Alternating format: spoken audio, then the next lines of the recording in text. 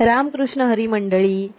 तर मंडळी, आज मी आली आहे अखिल भांडूप वारकरी संप्रदाय मंडळातर्फे आयोजित भव्य अखंड हरिनाम सप्ताह येथे.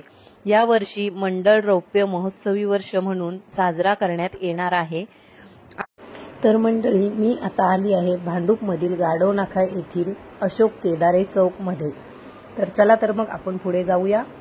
पुढे गेल्यानंतर दिसेल त्याने खूप छान प्रकारे सजावट ही केलेली आहे आणि इथे आपल्याला छान सजावट दिसेल, बघू शकता. त्याच्यानंतर पुढे गेल्यानंतर गणपती बाप्पांची छान मूर्ती आहे, ते हळदी कुंकवासाठी छान सजावट केली आहे. आतमध्ये एंट्री केल्या केल्या एकदम छान प्रसन्न वातावरण जाणवलं. तर मंडळी, आज आपण भेटणार आहोत भ.प. शिवाजी महाराज बोकारे यांना. तर चला तर मग जाणून घेऊया त्यांचे विचार काय आहेत. रामकृष्ण हरी मंडळी. रामकृष्ण हरी. आज हे भांडूप वारकरी महामंडळाचं 25वं वर्ष आहे. तर भांडूप आळंदी, मुख्य आळंदी ते भांडूप इथपर्यंतचा प्रवास तुमचा कसा होता आणि काय फरक वाटतो तुम्हाला यामध्ये? अखिल वारकरी संप्रदाय भांडूप यांच्या वतीने आयोजित अखंड हरिनाम भक्ती महोत्सव रौप्य महोत्सवी वर्ष आहे. गेली 25 वर्षापासून या मंडळानं अखंड ज्ञानदानाचं, अन्नदानाचं आणि वारकरी संप्रदायामध्ये जे नामवंत कीर्तनकार, कथाकार, प्रवचनकार ह्या सगळ्या मंडळीनं ज्ञानदानाचं कार्य केलं. आणि ही अखिल भांडूप वारकरी संप्रदाय मंडळ जे आहे, या मंडळाकडून यावर्षी रौप्य महोत्सव अगदी थाटामाटात, प्रसन्न, प्रफुल्ल, टवटवीत वातावरणामध्ये आपण साजरं करत आहोत. या मंडळाला 25 वर्ष यावर्षी पूर्ण झालेत. त्याचा प्रवास कसा झाला असा मला प्रश्न विचारलाय आमच्या ह्या भगिनीने.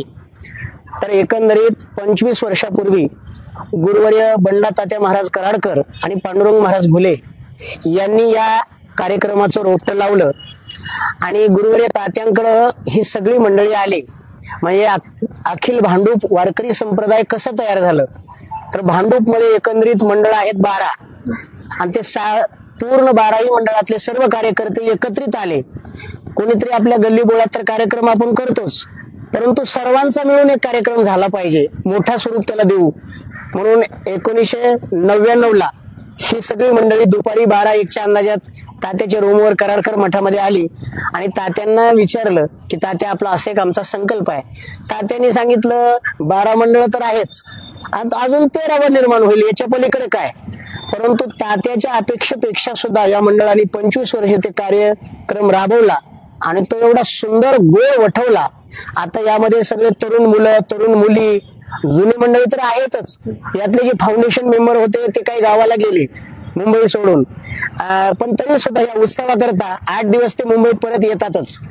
आणि ही सगळी जी मंडळी, आमची ही गुणिजन मंडळी सुद्धा, आमचे ज्ञानराज महाराज आहेत, मोतीराम महाराज आहेत, आमचे उद्धव बापू आहेत, रामहरी महाराज आहेत, राम महाराज गरड आहेत, आदरणीय महाराज आहेत, सगळी मंडळी दरवर्षी या उत्सवाला हजेरी लावतातच. याचं कारण आहे, या मंडळाने आम्हाला दिलेलं, गेली 25 वर्षापासून दिलेलं जे प्रेम आहे, त्यामध्ये आमचे गुरुबंधू हरिभक्तपरायण उमेश महाराज दशरथे, गुरुवर्य तात्या, गुरुवर्य पांडुरंग बाबा घुले, या सगळ्या मंडळीचं योगदान आहे.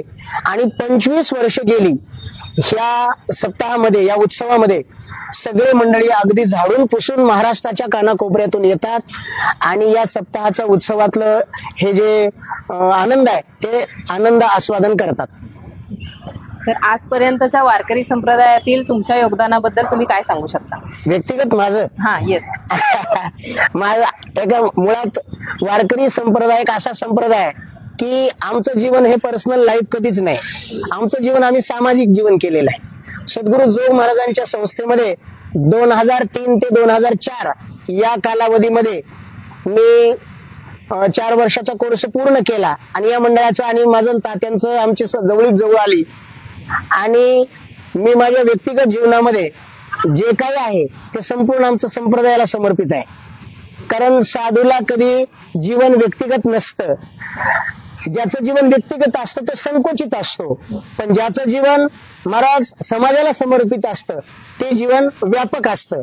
म्हणून संकोचित जीवन न जगता जीवन हे समर्पित असलं पाहिजे आणि व्यापक असलं पाहिजे.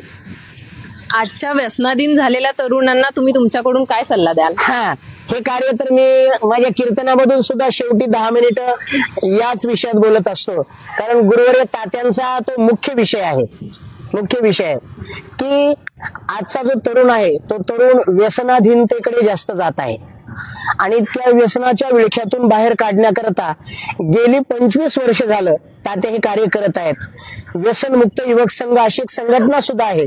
त्या संघटनेमध्ये हजारो आमचे कार्यकर्ते आहेत आणि या मंडळाने सुद्धा त्याला आम्हाला असं सहकार्य केलंय की 31ला मुंबईमध्ये पैशाची किती नासोडी केली जाते, व्यसनाधीनतेने आपलं जीवन बर्बाद केलं जातं, परंतु या अखिल भांडूप वारकरी संप्रदायातील जी तरुण पिढी आहे या तरुण पिढीनं महाराज ते कुठलंही व्यसन न करता यांनी एक उपक्रम राबवला गुरुवर्य तात्यांच्या मार्गदर्शनाखाली.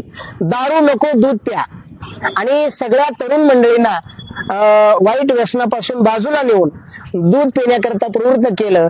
म्हणजे व्यसन नकोच आहे. व्यसन व्यक्तिगत जीवन तर बर्बाद करतच, पण व्यसन हे त्या माणसाचं कुटुंब, पर्यायानं सगळा समाज बर्बाद करतं. म्हणून मी या मंचावरून सर्व तरुणांना असं आवाहन करेल की कुठल्याही प्रकारचं व्यसन करू नका.